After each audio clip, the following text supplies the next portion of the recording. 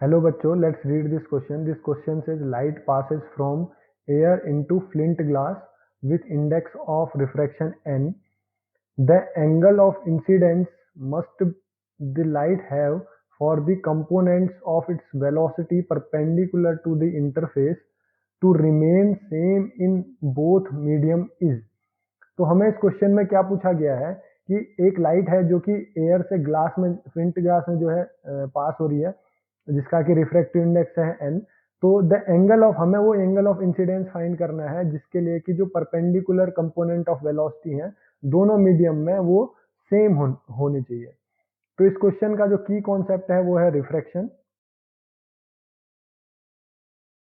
तो सपोज ये हमारा है ग्लास स्लैब फ्लिंट ग्लास का, ये हमारा ग्लास है और सपोज ये हमारा एक नॉर्मल है। तो इस एयर से जो है हमारी कोई रे इंसिडेंट हो रही है और इस मीडियम में आने के बाद रिफ्रैक्ट हो जाएगी, क्योंकि इसका जो रिफ्रैक्टिव इंडेक्स है वो ज़्यादा होगा फ्लिंट ग्लास का। तो अगर हम देखें तो ये हमारी इंसिडेंट रे है, इसका एंगल है हमारा थीटा आई, और ये जो है रिफ्रैक्टेड रे है इसका एंगल है थीटा आर। ये मीडियम का जो रिफ्रैक्टिव इंडेक्स है एन है, और ये मीडियम का जो एन एयर है वो है हमारा, वो होती है हमारी 1। एन ऑफ ग्लास जो है वो हमको दी है एन है। तो अगर हम देखें तो इस मीडियम में सपोज हमारी वेलोसिटी है v1 और इस मीडियम में हमारी वेलोसिटी है v2। तो अब हम जो है क्वेश्चन में क्या दिया गया है कि जो परपेंडिकुलर कंपोनेंट है दोनों वेलोसिटी के वो जो है इक्वल होने चाहिए। तो हमें रिफ्रैक्टिव इंडेक्स की जो डेफिनेशन है वो पता है, वो कहती है n इज इक्वल टू क्या होती है, ratio of speed of light in vacuum divided by speed of light in that medium. तो यहाँ से हमको v क्या मिलेगा, वो मिलेगा c बाई ईटा या c बाई n। तो वेलोसिटी जो है वो गिवन होगी, ये हमारा इक्वेशन नंबर 1 हो गया। तो फर्स्ट मीडियम एयर में जो हमारी वेलोसिटी है वो हम यहाँ से निकाल सकते हैं। तो एयर के लिए जो n है वो क्या होता है, 1 होता है। तो इसका मतलब v1 इज इक्वल टू हो गया c, ये हमारी सेकेंड इक्वेशन होगी।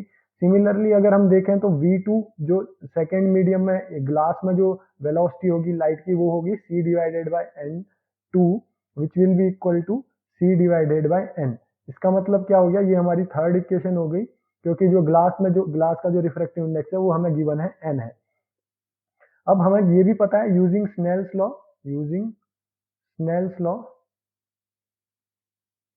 स्नेल्स लॉ क्या कहता है, n1 sine theta i is equal to n2 sine theta r. तो अगर हम देखें n1 क्या है, यहाँ पे फॉर एयर है, तो हमारी जो n1 है वो 1 हो जाएगा। तो हमें क्या मिलेगा, sine theta i is equal to n2 क्या है हमारे केस में, n2 मतलब ng है हमारे केस में, वो है ग्लास का रिफ्रैक्टिव इंडेक्स, वो है n साइन थीटा आर। तो इससे हमें क्या मिल गया, ये हमारी इक्वेशन नंबर हो गई 4th, जो कि हमारा स्नेल्स लॉ है। अब हमें इस क्वेश्चन में क्या दिया गया है कि जो परपेंडिकुलर कंपोनेंट है, मतलब जो ये वाले कंपोनेंट है, जो ये कंपोनेंट है ये वाला, और जो इसका जो परपेंडिकुलर कंपोनेंट है, ये दोनों जो है इक्वल होने चाहिए वेलोसिटी के। तो अगर हम इसको यहाँ पे लिखें तो जो वेलोसिटी का v1 का जो परपेंडिकुलर कंपोनेंट होगा वो होगा v1 cos theta I, this must be equal to v2 cos theta I, क्योंकि जो v2 का जो परपेंडिकुलर कंपोनेंट है वो है v2 cos थीटा r। तो अगर हम देखें यहाँ से तो v1 की वैल्यू, अगर हम v1 और v2 की वैल्यू इक्वेशन नंबर 2, 3 में देखें तो v1 की वैल्यू है हमारी c, तो हमें मिलेगा c cos theta i is equal to c by n, क्योंकि जो v2 की वैल्यू है वो c बाई n है, cos थीटा r। तो अगर हम यहाँ से देखें तो c से c कैंसिल होगा, हमें मिलेगा cos theta i is equal to 1 by n cos theta r। ये होगी हमारी इक्वेशन नंबर 5। तो अगर हम इक्वेशन नंबर 4 और 5 को मल्टीप्लाई कर दें तो मल्टीप्लाई इक्वेशन नंबर 4 एंड 5, तो अगर हम 4 एंड 5 को जो मल्टीप्लाई कर देंगे तो हमें मिलेगा लेफ्ट हैंड साइड में sine theta i into cos theta i is equal to, अब जब राइट हैंड साइड में एक जगह पे है n और एक जगह पे है 1 बाई n, तो वो दोनों कैंसिल हो जाएंगे, हमें केवल मिलेगा sine theta r into cos theta r. तो अगर हमें सिंपल एक ट्रिग्नोमेट्रिक रिलेशन पता है, अगर हम दोनों साइड 2 से भी मल्टीप्लाई कर दें यहीं पे, तो हमें मिलेगा 2 sin theta i cos theta is equal to 2 sin theta r cos theta r. तो ये क्या होता है, 2 sin ए कॉस ए क्या होता है हमारा, वो होता है sin 2 थीटा। इसका मतलब ये हो गया हमारा sin 2 theta i which is equal to sin 2 theta r. तो यहां से हमें क्या मिल सकता था कि दो सिचुएशन मिलेंगी। एक तो मिलेगी theta i is equal to theta r, लेकिन ये जो कंडीशन है ये गलत हो जाएगी, क्योंकि हमारा जो इक्वेशन नंबर 4 कहता है sine theta i is equal to n sine theta r. तो यहाँ पे अगर मैं थीटा आई और थीटा आर की जो वैल्यू है वो सेम रख दूंगा, तो हमारा ये दोनों लेफ्ट हैंड और राइट हैंड साइड एन की वैल्यू 1 नहीं है, एन की वैल्यू 1 से ज्यादा होगी। इसीलिए क्या होगा कि ये जो है हमारा इनकंसिस्टेंट हो जाएगी। तो इसका मतलब ये theta i is equal to theta r वाली जो वैल्यू है वो गलत होगी। और क्या वैल्यू हो सकती है, क्योंकि हमें पता है साइन की जो वैल्यू है 2 थीटा आई की जो वैल्यू होगी साइन 180 माइनस थीटा जो होता है वो इक्वल होता है साइन थीटा के। तो हम क्या लिख सकते हैं, 2 theta i is equal to 180 minus 2 theta r, क्योंकि हमारे पास क्या है साइन, अगर हम देखें तो sine 180 minus theta is equal to होता है साइन थीटा। तो हम क्या लिख सकते हैं यहाँ से, हम यहाँ से मिलेगा theta i is equal to हमें मिल जाएगा 90 माइनस थीटा आर। तो ये हो गई हमारी इक्वेशन नंबर 6। तो अब हम नेक्स्ट स्लाइड में मूव करते हैं। तो हमारे को क्या मिल गया, थीटा आई की वैल्यू मिल गई in terms of theta r. तो इसको हम क्या है इक्वेशन नंबर 4 पे पुट कर देंगे। तो हमें क्या मिलेगा उसको हम नेक्स्ट स्लाइड में लिखते हैं।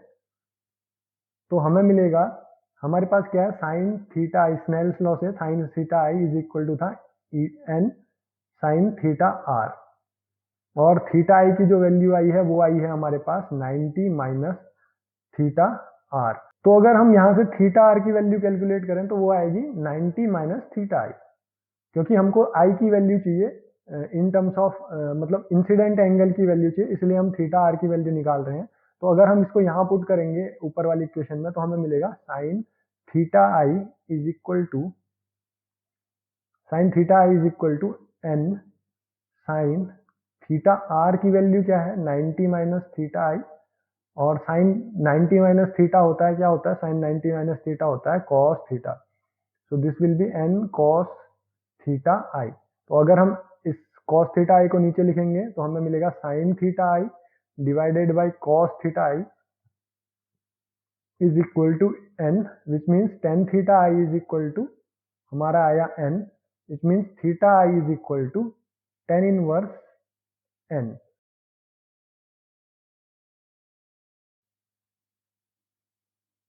तो हमारी जो थीटा आई की वैल्यू होनी चाहिए वो होनी चाहिए टेन इनवर्स एन, जो इंसिडेंट एंगल होगा जिस ये वो इंसिडेंट एंगल होगा जिसमें कि हमारा जो परपेंडिकुलर कंपोनेंट होगा वो इक्वल होगा दोनों मीडियम में। तो अगर हम अपने ऑप्शन को देखें तो हमने क्या देखा कि जो हमारा एंगल ऑफ इंसिडेंस आया वो कितना आया टेन थीटा एन। तो इसका मतलब हमारा क्या है, डी ऑप्शन जो है वो करेक्ट है कि उस थीटा आई के लिए हमारा क्या होगा, जो component of velocity perpendicular to interface जो होंगे दोनों मीडियम में जो है वो सेम रहेंगे। तो हमने इसमें क्या किया, स्नेल्स लॉ का यूज किया और सिंपल बेसिक जो रिफ्रैक्टिव इंडेक्स की डेफिनेशन है उसका यूज किया। और एक कंडीशन आई जहाँ पे कि थीटा आई और थीटा आर इक्वल होने चाहिए, हमने इसको नेग्लेक्ट किया है क्योंकि हमारा जो ये फोर्थ इक्वेशन थी वो सेटिस्फाई नहीं करती अगर हम theta r i equal to theta r लेते तो। फिर हमने दूसरी कंडीशन ली जो कि होती है 2 theta i is equal to 180 minus 2 theta r. तो ये भी सेम ही कंडीशन है क्योंकि साइन की जो वैल्यू है 180 माइनस थीटा पे भी सेम होती है। I hope you understand this question very well. Best of luck.